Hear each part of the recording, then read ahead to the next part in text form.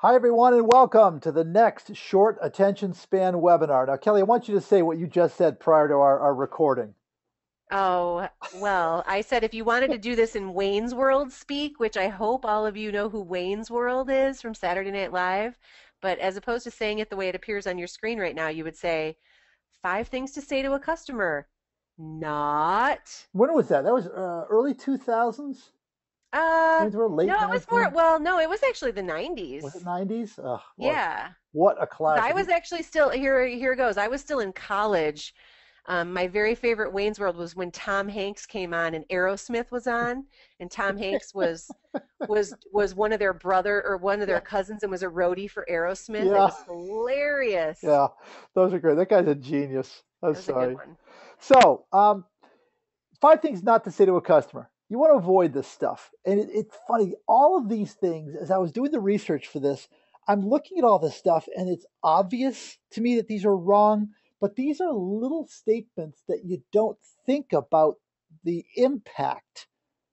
All right. The other thing I want to point out, and obviously, when you take a look at this list here, you don't want to say things that erode the faith in the plant, or Hmm. put any kind of distance between you and the customer. Put down the customer. Show any kind of bias. That's a bad one. Hmm. If it's something that puts off any responsibility, if it's vague, and then something that's inappropriate slang, even, avoid that. But also, we want you to be careful how you say things to people. It's funny. I got an email yesterday from my sister that really upset me, and I looked at it for about 15 seconds because it was so odd, and then I realized, oh, I get it. It's a joke. Ah. It's funny. My mom's having surgery in a couple of weeks, and she's 87 years old. And I wrote an email to my brother and sister and said, we need to make certain that mom and dad have food. And my sister, so let's do some cooking for them. And my sister emailed and said, I don't know why you included me on this email. And I thought, and then I realized the joke is that my sister doesn't cook. Oh, That, okay. yeah, that when her kids were little and she yelled time for dinner, they automatically went and got their coats on. Isn't that great? Right. So 5 things not to say. Kelly, why don't we want to say to the customer, we can't do that? Well, again, there's a number of reasons, but it really just kind of makes it sound like you can't be bothered. So whereas you might consider saying something like, that's not our core competency, but we have a strategic alliance with another organization that can do that, or let me do some research and Yeah, find somebody that can do that for you. yeah, Um, or, even better, let's talk about why you're actually asking for this and find out if, now, not today, but this may be something I'll be able to do for you in the future. yeah. So you don't just want to, and again, everything you just said in that last slide, Bill, is this is really about remembering that you are all about, maintaining this relationship and hopefully taking it to the next level. So something as simple as, oh, we don't do that is very destructive and again, kind of lazy. Oh, it's a stop sign. It's a roadblock. Yeah. It's the wrong message. I love that statement you made earlier, which was, "That's not something we do. Let me find out where you can get it." Hmm. How incredibly helpful is that? I remember reading something recently that I think it's on a Facebook piece, but it's exactly what happened. Is that the this company said we don't do that, but the woman came back and did some extensive research, and then got back to the customer, even though there was nothing in it for them, just other than this customer service person reaching out and saying, here's where you can find it. Hmm. So, like I said, boy, that one, I included this one because I thought, okay, yeah, that's really authoritative. And, you might as well say, what are you, stupid? Yeah. Didn't you hear me? But would you think to yourself that those three words are offensive? I wouldn't.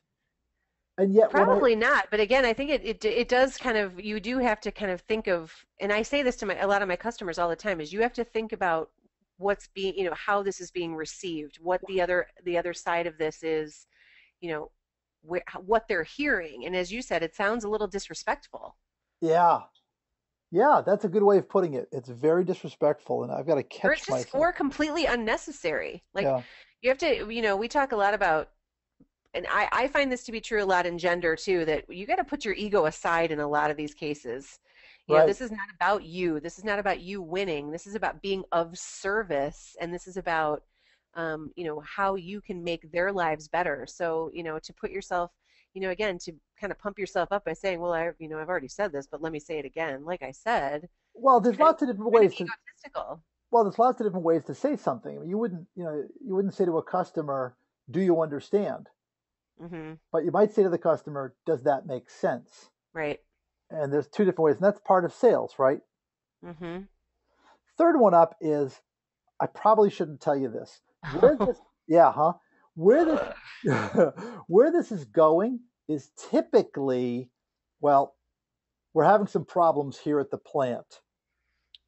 I probably shouldn't tell you this, but our bindery guy has been out for 3 days and we have no idea where he is. Man, it's just amazing that somebody would say something like that. And yet I hear it in coaching calls. I've heard this from vendors that I've Hmm. gone to. You want to erode the faith of your company, in the eyes of the client. There's 6 words that you should use, but if you don't go anywhere near them.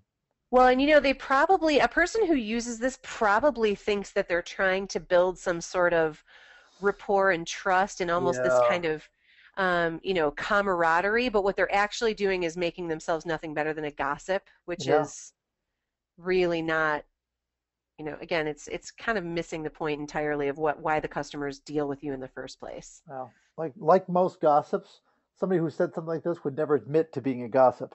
No. I probably shouldn't tell you this, but I'm not a gossip. This is another big one that erodes this is the responsibility thing that I was talking about in the previous Yeah. slide. Someone says, "Can you improve the job?" "Ugh, I can't get these guys to budge." Something like that is so Hmm. destructive. It separates you from them, those people in production, in binding, in shipping. I can't get them to move fast enough. There are no circumstances that are allowable under which you should use words that are destructive to the core of the company.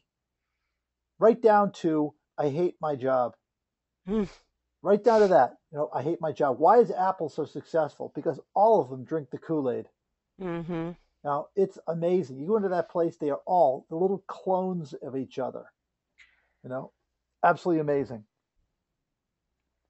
And finally, Kelly, one of the ones that goes right up my spine. No problem. Kelly, thank you. What are the 2 things you should say? What? You're welcome. Yep. And my pleasure. Yep. Never no problem.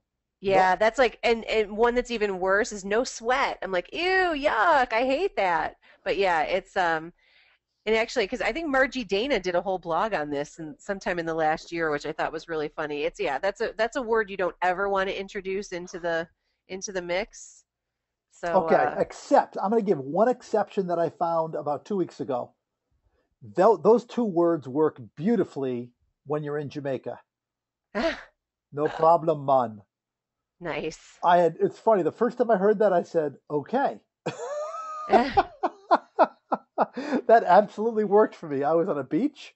I was a happy lad there sitting on an island. And I Yeah, was, totally stoked with my Appleton Estates rum. And I said, thank you. And the guy said, no problem, man.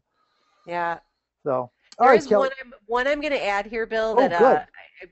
is just that would make me absolutely crazy. Is it's not my fault. Oh, yeah, yeah, That is that. I mean, it kind of speaks to that fourth one where, again, you are an extension of every single person that works at your organization.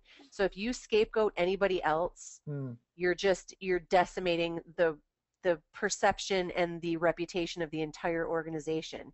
So you try to pass the buck and say it's the customer service person's fault or the estimator made a mistake or the owner won't cooperate or whatever it is, you're just making your company look bad. So folks, please remember you are all an extension of each other.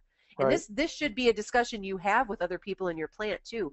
Anybody who's customer facing should never ever try to pass the buck to somebody else when it makes any of you look bad. One other thing that I will add, which is be careful what you say when someone is in earshot. I don't Yeah. care who is there. If they don't work at that company and you're talking, especially talking about somebody else, And there's another thing that I have caught people saying, and you almost want to lean over and say, yeah, this is really a bad thing that you're doing right now. Yeah. Don't. I can hear you. I'm a customer.